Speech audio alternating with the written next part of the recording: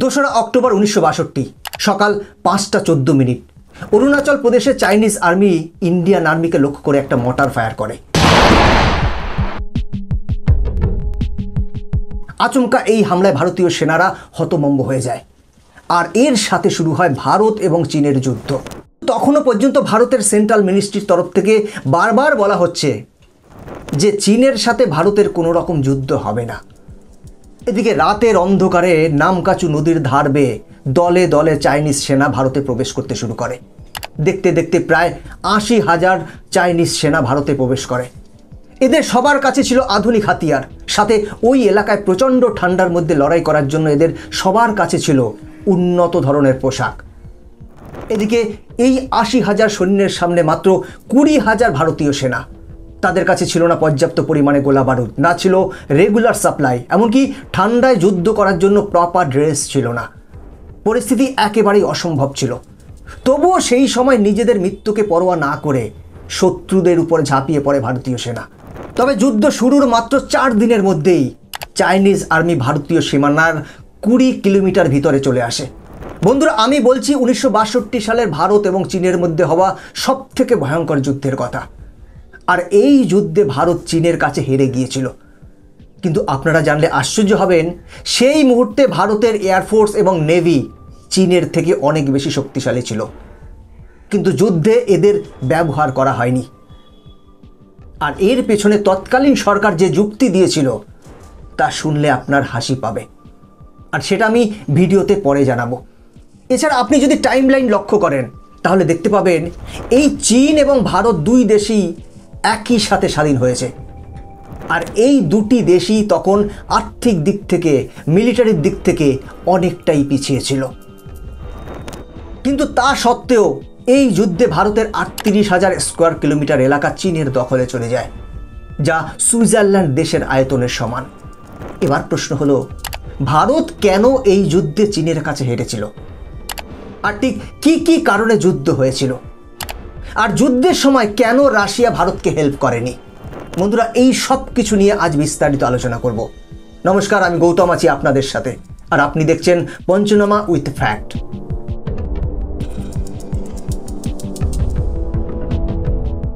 বন্ধুরা, আজকের পর্বে 1962 সালের ভারত এবং চীনের যুদ্ধের সম্পূর্ণ ইতিহাস আপনাদের জানাবো। আর বর্তমানে ভারত যে সুপার পাওয়ার হিসেবে গড়ে উঠছে, এর পিছনে এই যুদ্ধটা যে কতটা গুরুত্বপূর্ণ ছিল সেটাও আপনাদেরকে বলবো, তাই ভিডিওটা অবশ্যই শেষ পর্যন্ত দেখুন। 1962 সালের 20 অক্টোবর চীন কোনো রকম ওয়ার্নিং ছাড়াই ভারতের উপর আক্রমণ করে। চীন ভারতের উপর দুদিক থেকে অ্যাটাক করেছিল।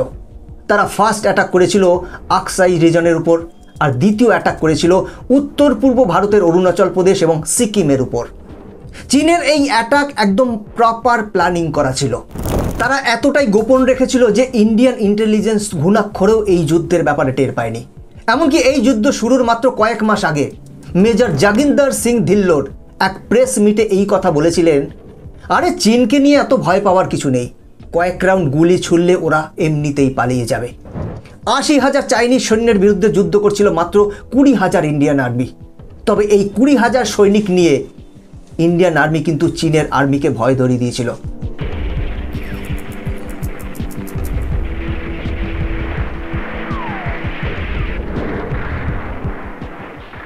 কিন্তু যুদ্ধ করার জন্য গোলা বারুদ দরকার, সাথে সৈনিকদের নিয়মিত খাবার দরকার। আর যে জায়গায় তারা যুদ্ধ করছিল সেখানে যে পরিমাণ ঠান্ডা ছিল, তাদের দরকার ছিল ভালো মানের ঠান্ডার পোশাক। কিন্তু ইন্ডিয়ান আর্মি এই -15 থেকে 20 ডিগ্রি টেম্পারেচারে পায়ে সামান্য ক্যানভাস জুতো পরে যুদ্ধ করছিল। ফলে স্বাভাবিকভাবেই দেখতে দেখতে মাত্র 4 দিনের মধ্যে চীন অরুণাচল প্রদেশের ভারতের সীমানার মধ্যে প্রায় 14 কিলোমিটার ভিতরে চলে আসে। অন্যদিকে আকসাই রিজনে চীন যে এলাকা নিজেদের বলে দাবি করে আসছিল, সেই 38,000 স্কোয়ার কিলোমিটার এলাকা নিজেদের দখলে করে নেয়। আর এই পজিশনে এসে 24 নভেম্বর চীন থেমে যায় এবং যুদ্ধবিরতি ঘোষণা করে। সাথে চীনের প্রধানমন্ত্রী ভারতের তৎকালীন প্রধানমন্ত্রী পণ্ডিত জওহরলাল নেহরুর কাছে একটি চিঠি পাঠায়। আর সেই চিঠিতে চীন ভারতের কাছে 4টি শর্ত রাখে। প্রথম শর্ত, ভারত এবং চীনের সীমানা নতুন করে তৈরি করতে হবে। দ্বিতীয় শর্ত, চীনের সেনারা এই মুহূর্তে যে পজিশনে আছে সেখান থেকে দুই পক্ষের সেনারাই 20 কিলোমিটার পর্যন্ত দূরে সরে যাবে। আর তৃতীয় শর্ত, উত্তর পূর্ব ভারতের অরুণাচল প্রদেশ এবং সিকিমের চীন যে এলাকাটা দখল করে নিয়েছিল সেখান থেকে তারা নিজেদের সেনা সরিয়ে নেবে। আর 4 নম্বর শর্ত ছিল, আকসাই চীনের যে জায়গাটা চীন দখল করেছে সেটা এখন তাদের কাছেই থাকবে। জওহরলাল নেহরু এই চিঠির উত্তরে বললেন, যুদ্ধের আগে চীন যে পজিশনে ছিল সেখানে ফিরে যেতে হবে, আর আকসাই এবং অরুণাচল প্রদেশ ভারতের অভিন্ন অংশ।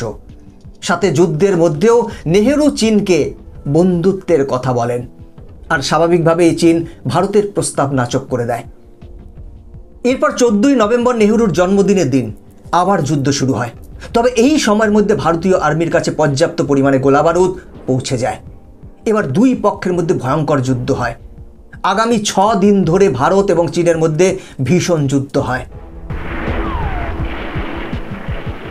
ভারতের বহু সৈনিক এই যুদ্ধে শহীদ হন, কিন্তু তারা প্রত্যেকেই জীবনের শেষ নিঃশ্বাস পর্যন্ত বীরত্বের সাথে যুদ্ধ করে যান। আর ভারতীয় সৈনিকদের বীরত্বের কথা চাইনিজ সরকারও স্বীকার করে নিয়েছে। অবশেষে 21শে নভেম্বর যুদ্ধ শুরুর ঠিক 1 মাসের মাথায় চীন যুদ্ধবিরতি ঘোষণা করে, আর তারা অরুণাচল প্রদেশ এবং সিকিমের যে এলাকার দখল করেছিল সেই এলাকা থেকে তাদের সৈন্য সরিয়ে নেয়। কিন্তু আকসাইয়ের যে জায়গাটা চীন দখল করেছিল, মানে প্রায় 38,000 স্কোয়ার কিলোমিটার, সেটা চীন নিজেদের দখলে রেখে দেয়। এবার প্রশ্ন হলো, এই যুদ্ধ কেন হয়েছিল? চলুন এবার সেই ইতিহাসটা আপনাদের একটু জানাই। দেখুন, যুদ্ধের প্রধান কারণ ছিল ভারতের উত্তর দিকে থাকা আকসাই চীন, যেটা তিব্বতের অংশ। ব্রিটিশ আমল থেকেই ভারত এই এলাকাকে নিজেদের বলে দাবি করে আসছে। অন্যদিকে চীন বলে যে এটা তাদের সিনজিয়াং প্রদেশের একটা অংশ। কিন্তু চীনের এই দাবি সম্পূর্ণ ভুল। ঠিক কী কারণে আমি বলছি। 19 শতকের মাঝামাঝি সময়ে চীন ছিল কিন সাম্রাজ্য আর ভারত ছিল ব্রিটিশ সাম্রাজ্য। কিন্তু দুটি সাম্রাজ্যের কেউই প্রপারলি আকসাই চীনে কোনো বর্ডার বা সীমারেখা তৈরি করেনি। তাই 1846 সাল পর্যন্ত এই দুটি সাম্রাজ্য বারাকোরাম পাস এবং প্যাংগং লেককে নিজেদের আনুমানিক সীমানা মনে করত। এবার আপনি হয়তো বলতে পারেন যে তারা কেন এই সীমানাটা ফিক্স করেনি। দেখুন, এর প্রধান কারণ ছিল এই এলাকাটিকে বলা হয় শীতল মরুভূমি। এখানে না ছিল উর্বর চাষের জমি, না ছিল কোনো জনবসতি। উল্টে জায়গাটা এতটাই দুর্গম যে সেখানে সেনা পাঠিয়ে তাদের দিয়ে সীমানা পাহারা দেওয়াটা সেই সময় খুব কঠিন কাজ ছিল।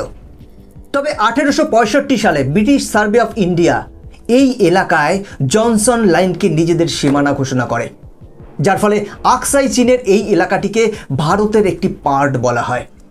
তবে জনসনের সীমানা নিয়ে চাইনিজ সরকার বলে যে British survey of India Johnson line তৈরি করার আগে চীনের সাথে কোনো রকম পরামর্শ করেনি। আর এখানেই আসে নতুন টুইস্ট। কারণ 1865 সালে যখন ব্রিটিশ সার্ভে অফ ইন্ডিয়া চীনের সিনজিয়াং প্রদেশের গা লাগোয়া যে জনসন লাইন তৈরি করেছিল, সেই সময় সিনজিয়াং প্রভিন্স চীনের দখলে ছিল না। ফলে ব্রিটিশ গভর্নমেন্ট এই লাইন তৈরির সময় কেন চীনের সাথে কথা বলেনি তার কারণটা কিন্তু স্পষ্ট বোঝা যায়। তবে এই বিষয়ে আবার একটা সমস্যার সৃষ্টি হয়। যখন 1878 সালে চীন আবার সিনজিয়াং প্রভিন্সকে নিজেদের দখলে করে নেয়, আর সিনজিয়াং প্রদেশ দখল করতেই চীন আবার সেখানে নিজেদের সৈন্য পাঠাতে শুরু করে। আর 1892 সালে কারাকোরাম পাস পর্যন্ত তারা নিজেদের সীমানা ঘোষণা করে, অর্থাৎ আকসাই চীনের উপর তারা দাবি করে। এবং তারা এটাও বলে যে আকসাই চীন সিনজিয়াং প্রদেশের একটি পার্ট। এরপর 1899 সালে ব্রিটিশ সরকার আবার একটা নতুন বর্ডার লাইনের প্রস্তাব দেয়, যার নাম ছিল ম্যাকটনিক ম্যাকডোনাল্ড লাইন। এটা বারাকোরাম মাউন্টেনের সোজাসুজি ছিল। ফলে ভারতের দিকে আকসাই চীনের বেশ কিছুটা অংশ চলে আসে। কিন্তু নতুন ম্যাকটনিক ম্যাকডোনাল্ড লাইনের ব্যাপারে ব্রিটিশরা যখন চীনকে জানায়, তখন ওদিক থেকে কোনো রকম রেসপন্স আসে না। আর বেশ কিছু বছর ধরেই লাইনটাকে নতুন বর্ডার ধরে নেওয়া হয়। আর একটু আগেই আমি আপনাদের বলেছি এই লাইনটা নিয়ে দুই দেশের মধ্যে কেউই শুরুর দিকে তেমন গুরুত্ব দেয়নি। ফলে বর্ডার নিয়ে সমস্যা কখনো মেটেইনি। আর এর মধ্যেই পরপর বেশ কিছু ঘটনা ঘটে যায়। যেমন 1911 সালে চীনে কিন সাম্রাজ্যের পতন হয়। এর সাথে সাথে চীনে গৃহযুদ্ধ শুরু হয়। অন্যদিকে 1914 সালে ব্রিটেন প্রথম বিশ্বযুদ্ধে জড়িয়ে পড়ে। তবে 1914 সালে তৎকালীন ব্রিটিশ সরকার তিব্বতের সাথে একটি চুক্তি করে, যা সিমলা এগ্রিমেন্ট নামে পরিচিত। ওই সময় ব্রিটিশ অফিসার হেনরি ম্যাকমাহন তিব্বতের সাথে ভারতের যে সীমানা রয়েছে সেটাকে ঠিক করেন, আর তৈরি হয় ভারত এবং তিব্বতের মধ্যে নতুন ম্যাকমোহন লাইন। তবে এই সময়ে চীনকে এই আলোচনার জন্য ইনভাইট করা হয়নি, আর তার কারণ ছিল তিব্বত এই সময় চীনের অধীনে ছিল না, তিব্বত একটি স্বাধীন দেশ ছিল। এই এগ্রিমেন্টের তৈরি ম্যাকমোহন লাইনে আকসাই চীন সহ অন্যান্য দেশও ভারত তিব্বতের মধ্যে সীমানা নির্ধারণ করা হয়, কিন্তু এখানে চীন আবারও ম্যাকমোহন লাইনকে রিজেক্ট করে দেয়। তারা বলে যে তিব্বত একটি স্বাধীন দেশ নয়, বরং চীনের একটি অভিন্ন অংশ, ফলে তিব্বতের কোনো অধিকার নেই নিজেদের সীমানা ঠিক করার। কিন্তু সবচেয়ে আশ্চর্যের বিষয় হলো তিব্বত তখনও কিন্তু স্বাধীন দেশ ছিল, ফলে স্বাভাবিকভাবেই ব্রিটিশ সরকার চীনের কথায় কোনো রকম গুরুত্ব দেয়নি। আর 1947 সালে ভারতের স্বাধীনতার সময় এই ম্যাকমোহন লাইনকে ইন্ডিয়ার অরিজিনাল বর্ডার হিসেবে স্বীকৃতি দেওয়া হয়, যেখানে পরিষ্কারভাবে আকসাই চীন এবং অরুণাচল প্রদেশকে ভারতের অভিন্ন অংশ হিসেবে দেখানো হয়। এর ঠিক 2 বছরের মধ্যে 1949 সালে চীনের গৃহযুদ্ধ শেষ হয়, আর মাও জেদংয়ের কমিউনিস্ট শাসন শুরু হয়। এবং 1949-এ এমন একটি সময় ছিল যখন কোল্ড ওয়ার সবেমাত্র শুরু হয়েছিল। আমেরিকা সহ পশ্চিমা দেশগুলো এই কমিউনিস্ট দেশগুলোর বিরুদ্ধে যুদ্ধ ঘোষণা করেছিল। এদিকে সোভিয়েত ইউনিয়ন কমিউনিস্ট দেশগুলোর পক্ষে ছিল। আর ঠিক এই সময় ভারতের তৎকালীন প্রধানমন্ত্রী পণ্ডিত জওহরলাল নেহরু চীনের দিকে বন্ধুত্বের হাত বাড়িয়ে দেন। আর ভারত তখন বিশ্বের সেই সব দেশগুলোর মধ্যে যারা চীনকে একটি স্বাধীন দেশ হিসেবে মান্যতা দিয়েছিল। কিন্তু 1949 সালে চীন স্বাধীন হওয়ার মাত্র 1 বছরের মধ্যে 1950 সালে চীন তিব্বতের উপর আক্রমণ করে আর তিব্বতকে নিজেদের দখলে করে নেয়। জওহরলাল নেহরু সরকার সেই সময় চীনের বিরোধিতা করে এবং চীনকে একটি চিঠি পাঠায়, তাতে তিব্বত থেকে চীন যেন সরে যায়। কিন্তু এই চিঠির উত্তরে চীন আকসাই চীনের এলাকায় নিজেদের সৈন্য মোতায়েন করে। এখান থেকেই চীনের মোটিভ কিন্তু পরিষ্কার হয়ে যাচ্ছিল। কিন্তু জওহরলাল নেহরু চীনের সঙ্গে বন্ধুত্বপূর্ণ সম্পর্ক রাখতে চাইছিল। তিনি বা তার সরকার কেউ এটা বিশ্বাস করতে পারেনি যে চীন ভারতের সঙ্গে যুদ্ধ ঘোষণা করবে। নেহরু সরকার চীনের সাথে বন্ধুত্বকে আরও গভীর করার জন্য 1954 সালে চীনের প্রস্তাবে রাজি হয়। তিব্বতে চীনের শাসন মেনে নেয়, সাথে এটাও মেনে নেয় যে তিব্বত হলো চীনের একটি অভিন্ন অংশ আর এটা কোনো স্বাধীন দেশ নয়। এর সাথে জওহরলাল নেহরু হিন্দি চীনি ভাই ভাই এই স্লোগান দিতে থাকে, কিন্তু চীন গোপনে তাদের প্ল্যানে ঠিকই কাজ করতে থাকে। এরপর 1956 সালে সিনজিয়াং এবং তিব্বতকে জোড়ার জন্য আকসাই চীনের উপর একটা রাস্তা তৈরি করা হয়। আর এই সময়ে আকসাই চীন ভারতের অংশ ছিল, অথচ তারা ভারতকে না জানিয়েই আকসাই চীন এলাকায় নিজেদের জন্য রাস্তা তৈরি করতে শুরু করে। আর তৎকালীন নেহরু সরকার চীনের বন্ধুত্বের প্রতি এতটাই বিশ্বাসী ছিল যে 1957 সালে রাস্তা তৈরির 1 বছর পর এই বিষয়ে তারা জানতে পেরেছিল।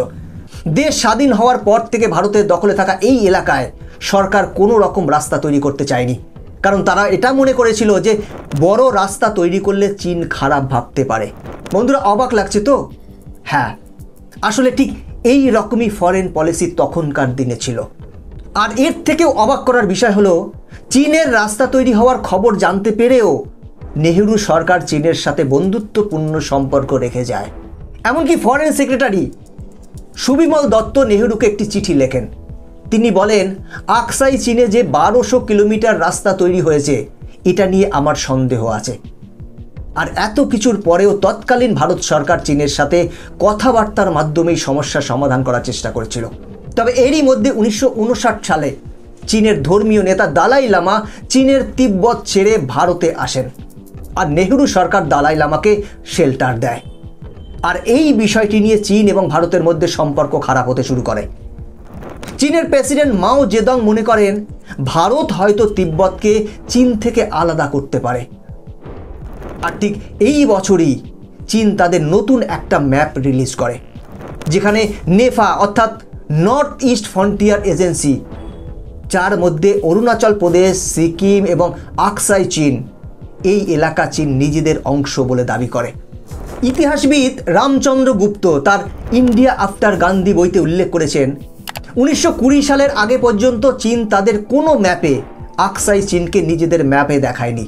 এমনকি ফ্রেঞ্চ জার্নালিস্ট ক্লাউডি আরপি তার দ্য ফ্যাট অফ তিব্বত বইতে উল্লেখ করেছেন 1952 সালে চীনের কমিউনিস্ট সরকার শুরু হওয়ার পর থেকে চীন আকসাই চীনের উপর গুরুত্ব দেওয়া শুরু করেছিল, তার আগে নয়। আর যে সময় নেহেরু হিন্দি চীনি ভাই ভাই স্লোগান দিচ্ছিল, তখন গোপনে চীন এই এলাকায় রাস্তা নির্মাণের কাজ শুরু করে দিয়েছিল। 1959 সালে দালাই লামাকে ভারতে আশ্রয় দেওয়ার সাথে সাথেই চীন আর ভারতের মধ্যে সম্পর্ক অনেক খারাপ হয়ে যায়। চীনের সৈন্যরা এবার ভারতের আকসাই চীন এলাকায় পেট্রোলিং করতে শুরু করে। এরপর 1960 সালে জওহরলাল নেহেরু চীনের প্রধানমন্ত্রী জাওয়ের সাথে একটা মিটিং করেন যাতে এই বর্ডার সমস্যা সলভ করা যায়, কিন্তু সেই মিটিং ফেল হয়ে যায়। তখন ইন্ডিয়ান আর্মিদের বলা হয় আকসাই চীনে চাইনিজ আর্মিদের পুশব্যাক করার জন্য। আর 1960 থেকে 1962 অক্টোবর পর্যন্ত আকসাই চীন অরুণাচল প্রদেশে চাইনিজরা নিজেদের সীমানা থেকে অনেকটা এগিয়ে আসে এবং ভারতের সীমানায় পেট্রোলিং করতে শুরু করে।